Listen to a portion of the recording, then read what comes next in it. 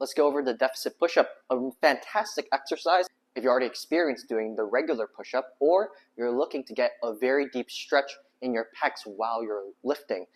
You can do them off a block. I got these ones over here. They're very common in most gyms. I'm going to make sure the block is about the width of my torso apart at least, right? Some people will have a little bit more space, but at least your torso should be able to fit through here. Then I'd widen it out to the point where your arm is about 45 degrees or about 1.5 times shoulder width when you're at the bottom position, okay? So this is about it for me. Everyone's going to have a different position. You're going to start just like a regular push-up. I'm going to pinch my back. Elbows are going to go nice and wide. I want to stay stacked. And I'm going to continue pinching my back as I get to the bottom position before I drive on up, like so. Okay, let's do a few of those. Come on down. And I'm able to bring myself back up. Why we do the deficit push-up is to get that extra range of motion, which typically stimulates more muscle growth.